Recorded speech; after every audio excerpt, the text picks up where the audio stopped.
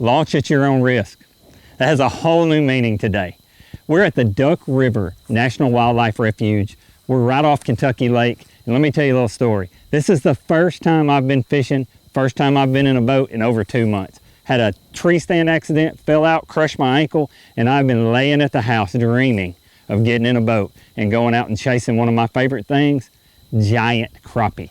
This place is full of them. I've caught them here before. I want to tell you more about it, but you're going to have to stay tuned because Fox Sports Outdoors is on the air. You're watching the only program with weekly fishing reports and real-time outdoor news from the Southeast region. This is Fox Sports Outdoors. Hey guys, my name's Crispin Powley, and I am so glad you're with me here today.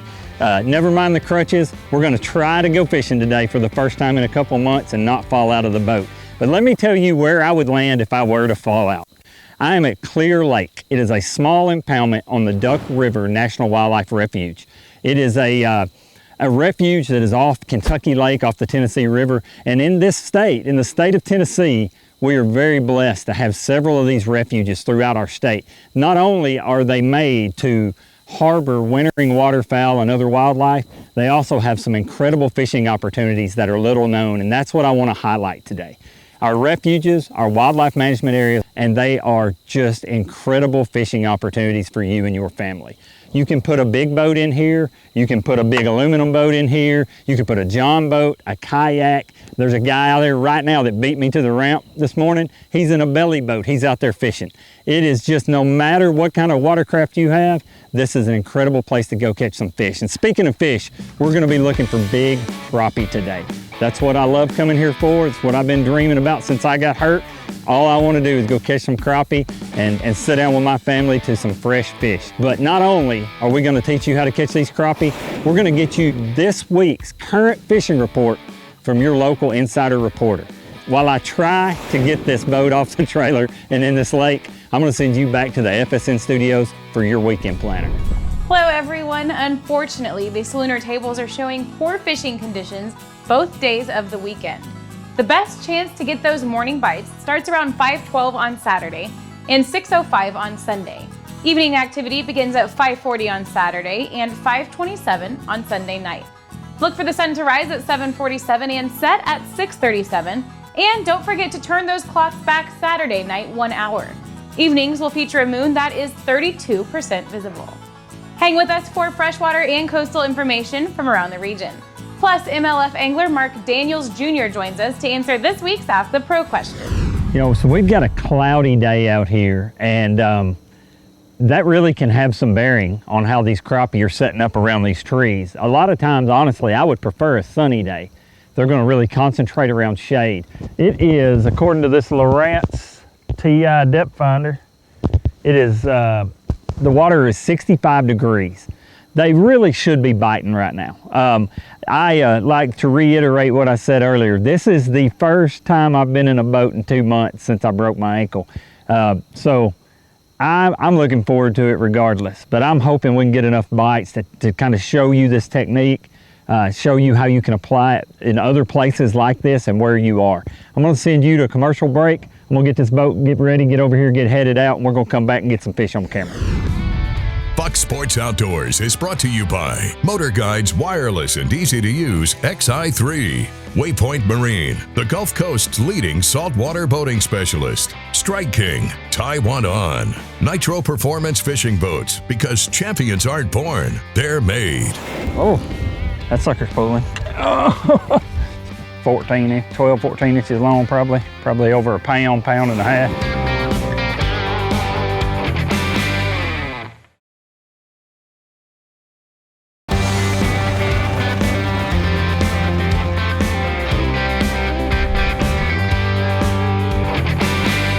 Oh, that sucker's pulling. Come here.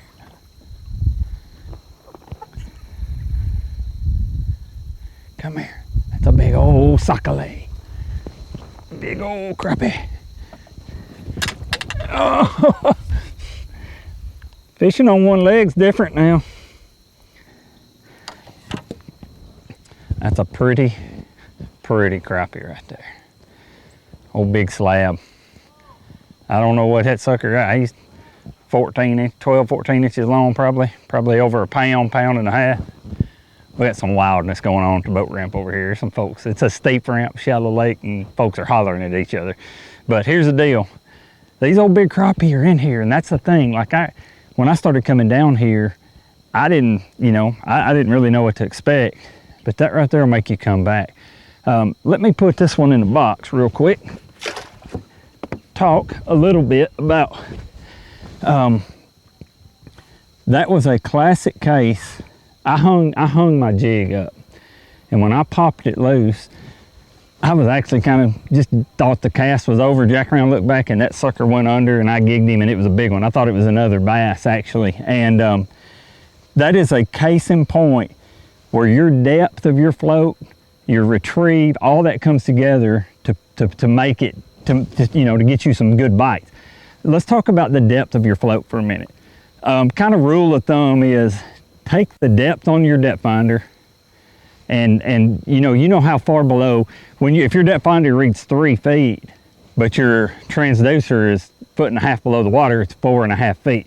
So a good friend of mine once told me that if you'll put your float roughly, just kind of rule of thumb, you can adjust throughout the day, roughly the depth that your depth finder is reading, given that your transducer is normal, that's a good place to start.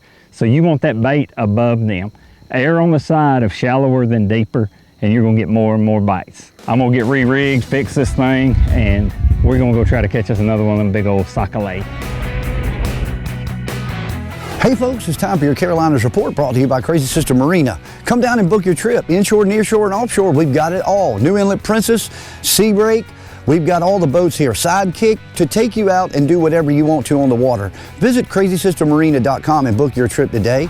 Let's talk about freshwater this week. I tell you what, the Carolinas Bass Challenge, a great tour put on by Marshall's Marine and Foothills Marine and Skeeter Boats, had just contested their final end of the year tournament. $50,000 going to the winning team. Congratulations to the Clements brothers, who won the tournament up on Santee with an incredible bag of 44 pounds for the 2 days, but we had a great bag weighed in on the first day. 34 pounds weighed in, including an 11.8 pound beast. I'm gonna tell you right now, out on Santee, square bills, deep diving crankbaits, look for those fish offshore on the schools of bait. And then let's go up to Lake Murray, and Jason Bennett, who continues to give me some great reports, says that the catfish have really showed up in great numbers. He's having a lot of success in areas where he's finding big schools of bait. He's floating and drifting live bait through those schools and catching some real big fish this time of the year, and said the numbers are way up and he's putting fish into boats. So book your trip with Jason Bennett up on Lake Murray. This has been your Carolinas Report, brought to you by Crazy Sister Marina. Remember, fish smarter, not harder, and keep your chaos organized. I got my line in a slab's mouth. It's another big quality crappie. I don't know, probably 12, 13 incher.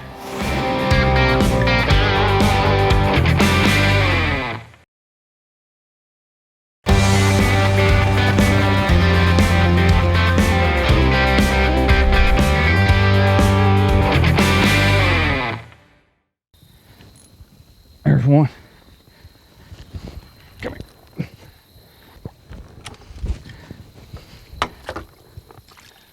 Whew. Got my line in the tree. Most importantly, I got my line in a slab's mouth. My goodness. It's another big quality crappie. I don't know, probably 12, 13 incher.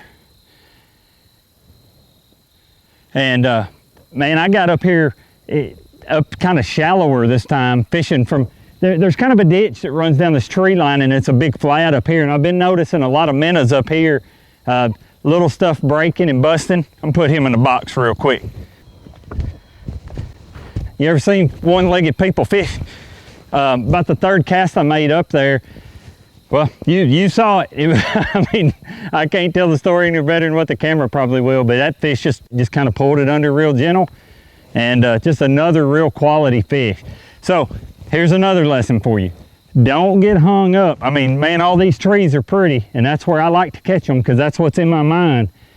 But I paid attention to the conditions, to the minnows up here flipping around, and made a change and got away from what looked like the most obvious scenario. Caught a real nice crappie because of it. I'm gonna get rigged back up. We're gonna get right back after it. Hey guys, this week's Tennessee, Mississippi, and Alabama Fishing Report is brought to you by Can Cooker. If you need awesome, fun new ways to prepare food for different circumstances, I don't care if you're at your house, if you're at your hunting lodge, if you're at a tailgate, you're at a beach, you're at a party, you're gonna be the coolest person there if you've got a can cooker. I promise you. It's the most amazing way to cater to your crowd. Go to cancooker.com to find out more ways to prepare food that you will enjoy like you never have before. Hey, I'm gonna tell you what else you're gonna enjoy like you never have before. The fishing in this area right now. It is so good. It is about as good as it's been all year. And here's the thing, the fish are shallow, the water temperature's cool, things are happening, the baits, find the bait, find the fish, period. Look for birds, look for fish schooling. It is just a lot of fun to fish right now. And I'm gonna tell you one thing, no matter where you go, and it's topwater. In Mississippi, I'm going to Ross Barnett and I'm gonna go throw a buzz bait and a walking bait and a frog all day long. That frog bite in the pads there should be sick. Get you a Strike King popping perch and go throw it around. Alabama, got two things. My two favorite lakes there, Smith Lake and Guntersville. Smith Lake, I'm throwing a KBD 2.5 weight. I'm throwing a Sexy Dog hard knot, and I'm gonna catch the big giant spots this time of year. And on Guntersville, I'm gonna throw that big Mega Dog and the all new hard knot from Strike King as well around those grass patches. And I'm gonna litter in just a little bit of frog when it's happening early and late. In Tennessee, my favorite place right now, hands down, is gonna be Dale Hollow. And I'm gonna go throw a big walking bait all day long, and I'm gonna catch a big smallmouth, big largemouth, and a big spot. This time of year is so hard to beat in this part of the world. I'd put it up against anywhere. That's why we need to see you here as soon as you get a chance. Take care and God bless.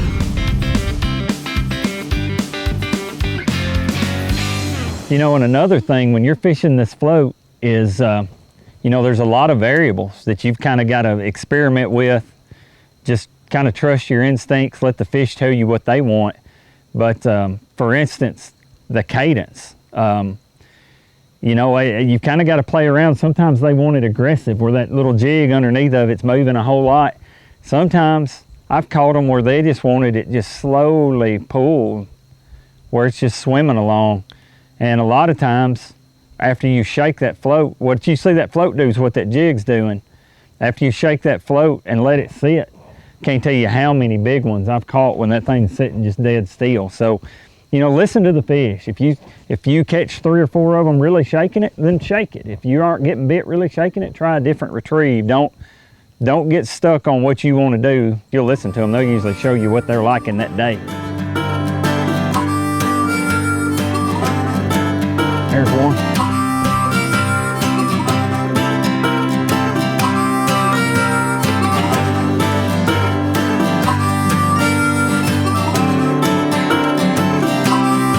Another good crappie right there.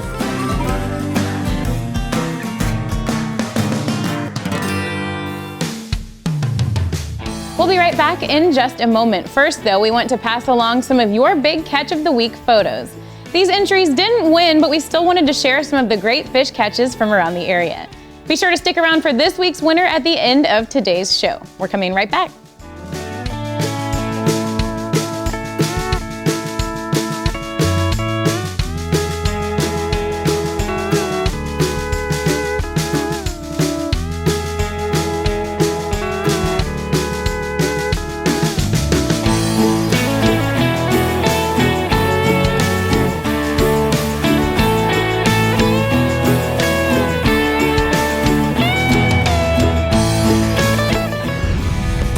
Outdoors is brought to you by Mercury, Go Boldly, Lowrance, America's #1 fish finder, Balls Out, made in the USA, heavy duty mounts for your fish finders.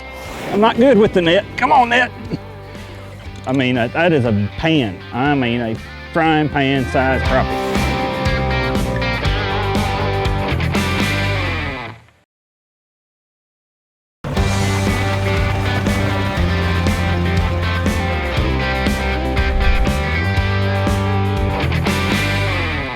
There's one, right?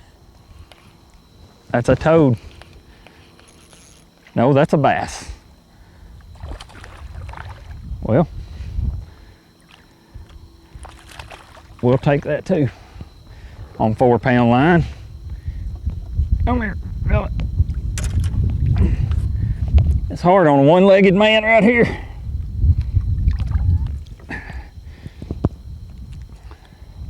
Chunky little bass. He was up there where my crappie are supposed to be, but he did the same thing they do, and if he's long enough, he may get the same thing they get.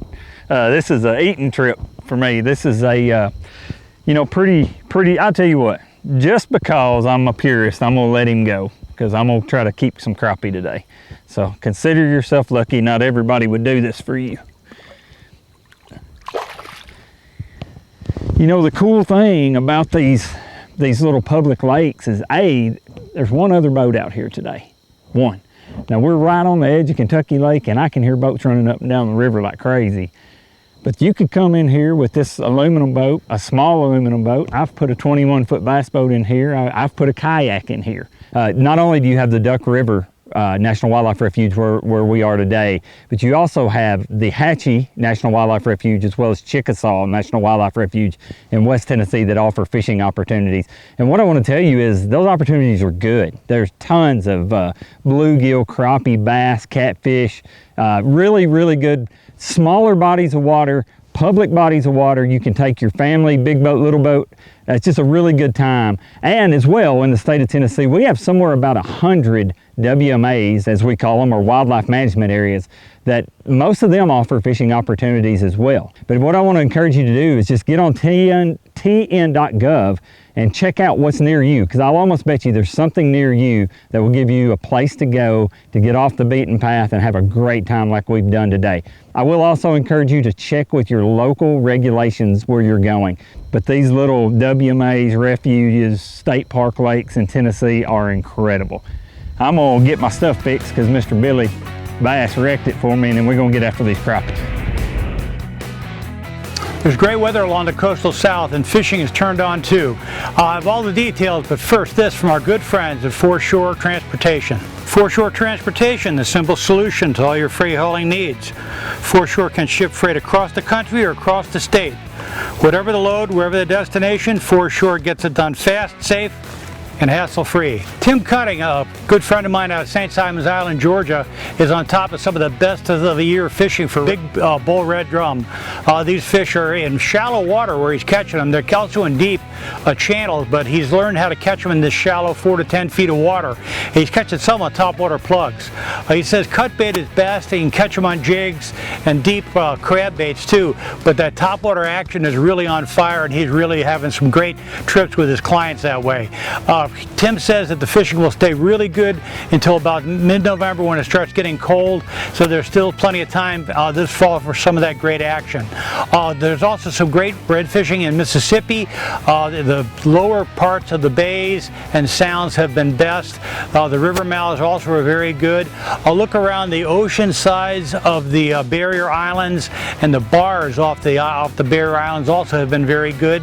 Also in a day you can find some of these redfish and trout schools under birds. Look for diving birds. You usually will catch a pretty good catch of a spotted sea trout and red drum. Farther offshore in Mississippi, big yellowfin tuna to over 100 pounds are still being caught. It's very specialized fishing, and they're working around the offshore oil rig. In Alabama, the Mobile Bay continues to offer some pretty good triple tail fishing. This is toward the end of the season for that, so if you want to catch a couple of big triple tail, now's the time to do it. In the lower bay, Mobile Bay primarily, it's also been good for redfish and spotted sea trout. Well, that's it for the coastal south. Get out in the water and take a youngster with you when you go. Good one right there. Come on. Oh, I forget I got a net. I'm not good with the net. Come on, net. Whew.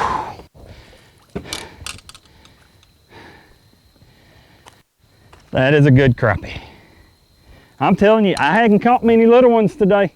If that kind of crappie right there don't make you happy, you probably need to take up saltwater fishing. These right here, every one I've caught today has been a good one. I mean, that is a pan. I mean, a frying pan size crappie. So here's what I'm gonna do. I've got a mess of crappie in the box to clean. My ankle is throbbing. This is the first day I've been up on it in a boat. Hadn't used crutches all day, hopped around in here. but I have had a ball. You can always watch our latest episode on the front page of our website at foxsportsoutdoors.com. Catch up on past episodes and learn about fishing techniques and new gear at our how-to page. Follow us on Facebook and Twitter for new fishing videos every day. Simply search for Fox Sports Outdoors and click the like button on Facebook and the follow button on Twitter, and watch a new episode every week on any device by downloading the free Waypoint TV app on your phone, tablet, computer, or smart TV.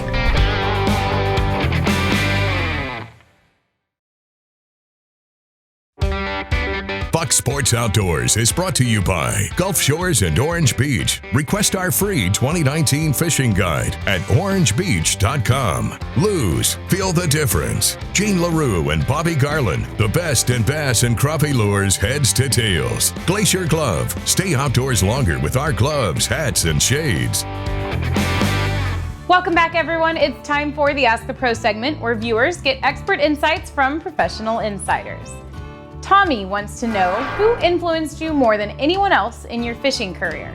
For the answer, we asked MLF angler Mark Daniels Jr. I'm going to mention a guy who's a really close friend of the family, one of my dad's close friends. His name's Doug Rogers, and he's the one that introduced me to bass fishing.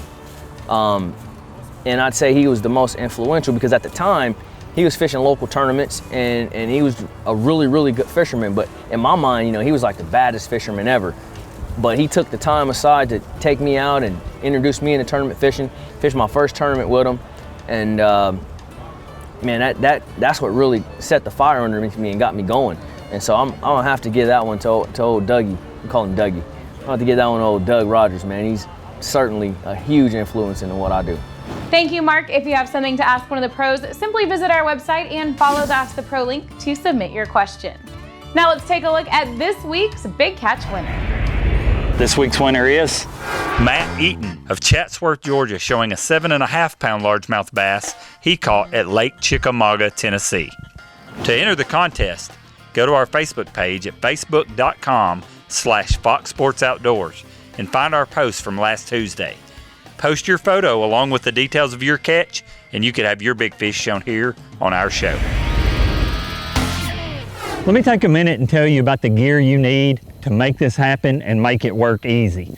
You know, I'm out here on 1 foot, the wind's blowing, I'm fishing targets, and I'm a bunch of targets that are close together. I could not be successful like I have been out here today without those power pole blades.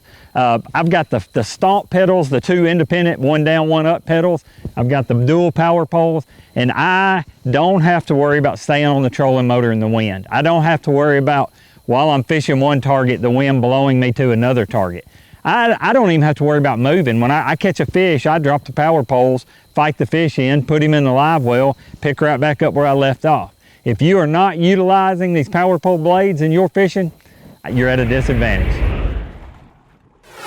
You know, about 2 months ago, I had an accident. I was working on a deer stand and I fell and just destroyed my right ankle. Had to have surgery, have it rebuilt, physical therapy. Literally today is the first time since that accident that I've been in a boat, that I've been on the water. And I want to tell you something. When you think about fishing, everybody's out there for how many you catch and the excitement and the action. What you should never ever overlook is just the healing power. I'm telling you, getting out in God's creation, getting some serenity, some quiet, taking in some fresh air. Guys, it is a gift that is given to us for good reasons, and I urge you to get out and take advantage of it. I hope that you learned enough that you feel like you could come here and catch some too. Get back with us next week. Barry's going to be with you. Until then, I'm finna eat some crappie tonight. God bless y'all.